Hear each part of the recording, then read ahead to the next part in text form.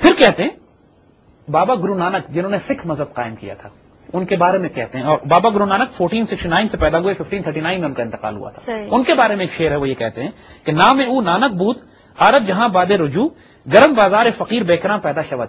یعنی اس کا نام نانک ہوگا، دنیا اس کی طرف رجوع کرے گی، بہت زبردست فقیر ہوگا، یعنی اس کا چرچا بہت ہوگا. یعنی بابا گرو نانک واقعی ایک فقیر تھے، درویش تھے، ایک اچھے آدمی سے جو پیدا ہوئے، جنہوں نے سکھ مذہب کی بنیاد رکھی.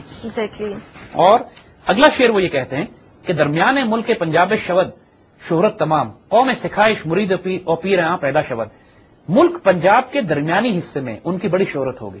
ملک پنجاب کا درمیانی صحیح خالستان میں سکھوں کا یہ سارا علاقہ جو ہے، اور سکھ قوم ان کی مرید ہوگی اور وہ ان کا پیر ہوگا. یعنی سکھ قوم کے بارے میں نام لے کر باقاعدہ سکھوں کا اور گرو نانک کا نام لے کر کے وہ پیدا ہوں گے اور بڑے فقیر ہوں گے اور سکھ ان کو فالو کرے گی.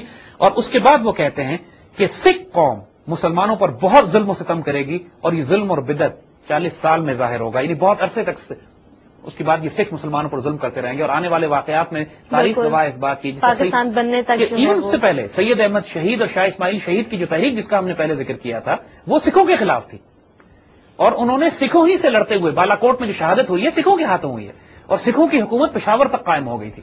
یعنی پشاور سے لے کر لاہور تک، لاہور ان کا کیپٹل ان کا لاہور تھا، اور لاہور سے لے کے eastern Punjab western Punjab frontier Peshawar تک سکھوں نے حکومت قائم کر لی تھی اور مسلمانوں پر بڑے شدید ظلم کیا کرتے تھے.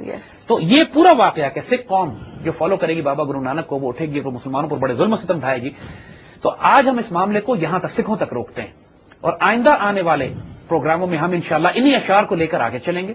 ایگزیکٹ اس کو ہسٹوریکل میپنگ کریں گے کہ جو ہسٹری میں یہ واقعہ ہوا ہے یا نہیں ہوا، اور پھر اس کی ڈائمینشنز کیا ہیں، اور پھر اس طرح آج کے دور تک پہنچتے ہوئے آئندہ مستقبل کی ہم نے پریڈکشنز کرنی ہے. یہ ایک غیر معمولی سبجیکٹ ضرور ہے، but we would like to discuss this, اور انشاءاللہ آنے والے پروگراموں میں اس پر مزید بات کریں گے. بہت شکریہ زید صاحب. اینی وے ان دا مین ٹائم اگر کچھ لوگ ہمارے ساتھ شیئر کرتے ہیں تو that will also become a part of our session. Thank you سر.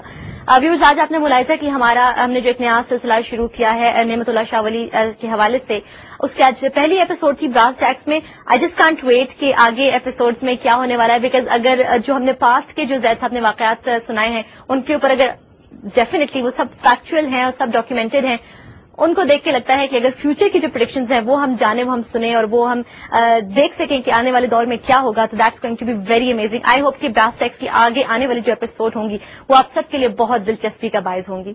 تب تک اپنا خیال رکھیے گا. اللہ حافظ.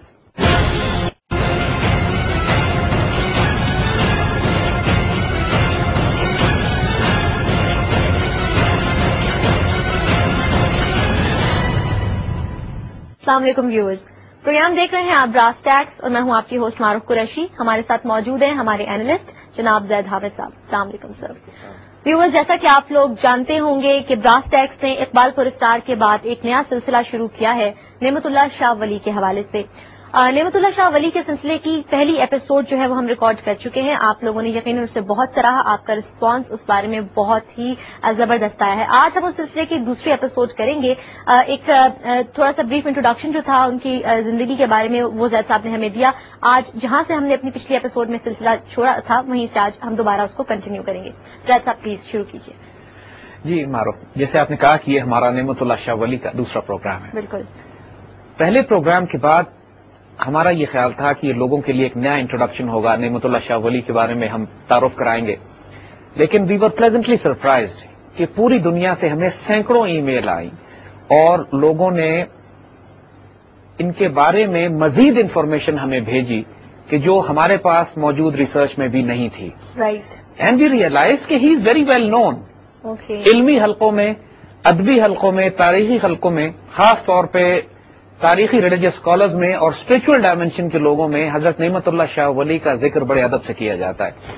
ہمیں بہت زیادہ مٹیریل لوگوں نے بھیجا، مطلب ہم نے جو ریکویسٹ کی تھی دیٹ واز ریئلی فروٹفل، اور اس کے جواب میں لوگوں نے ہم کو باقاعدہ ہمارے دفتر میں بھی آئے، ہم کو ڈاکومنٹس بھی دیے لوگوں نے لا کے، اور ہم حیران ہوئے اس بات پر کہ لوگوں نے ان پر کتنی ریسرچ کی ہوئی ہے. اور ان کے مختلف نسخے جو دنیا کے مختلف حصوں میں پھیلے ہوئے تھے، ایران سے بہت سے نسخے لوگوں نے منگوائے ہوئے تھے، بہت سے یہاں پہ ہندوستان کے مختلف لائبریریوں میں کچھ کی فوٹو کاپیز تھیں، کچھ کے اسکین امیجز تھے. مگر ایک بات بالکل طے ہو گئی کہ ان پر بہت زیادہ کام تاریخ میں مسلمانوں نے کیا ہوا ہے، اسکالرز نے کیا ہوا ہے.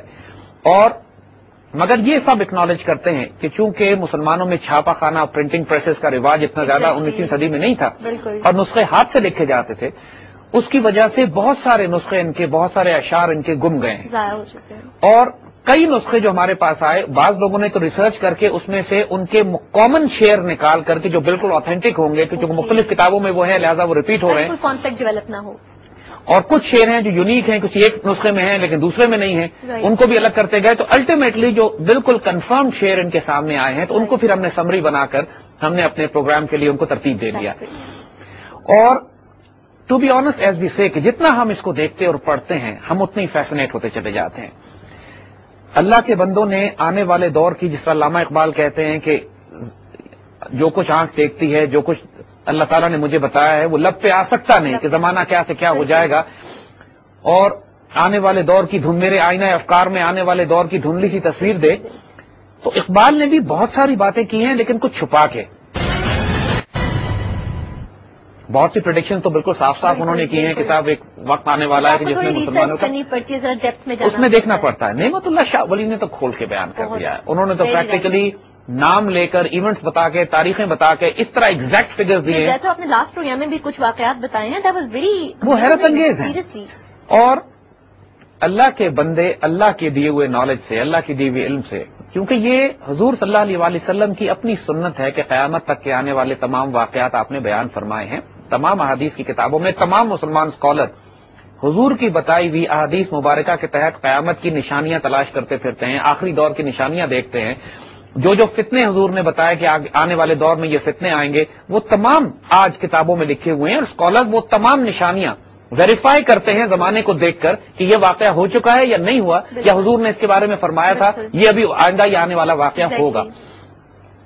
تو اللہ کے بندے جن کو سیر کہتے ہیں، صاحب بصیرت، صاحب نگاہ، یہ علم نجوم نہیں ہے، لیٹ می ویریفائی دس، یہ کوئی ستاروں کی چالوں سے حساب کتاب نہیں کیا جا رہا ہے، یہ انسپریشنز ہیں، یہ آمد ہے، یہ نزول ہے، یہ الہام ہے، اسپرچل ڈائمینشن۔ علامہ اقبال جو کہتے ہیں کہ جب ایک اللہ کا بندہ مرد آزاد جب صاحب الہام ہو جائے پھر وہ اللہ تعالیٰ کی طرف سے دنیا میں کام کرنے کے قابل ہوتا ہے، اور اس کی بات، اس کا حکم اس دنیا میں جاری ہوتا ہے۔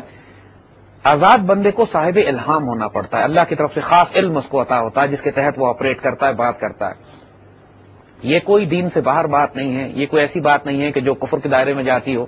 اللہ کے بندوں کو اللہ بشارتیں، خوشخبریاں عطا کرتا ہے، روحانی طاقتیں دیتا ہے، وہ سیر ہوتے ہیں، اسپرچل ڈائمینشنز ان کی ہوتی ہیں، اور وہ خوشخبریاں دینے اور وارننگز دینے کے لیے ان باتوں کو بیان کرتے ہیں۔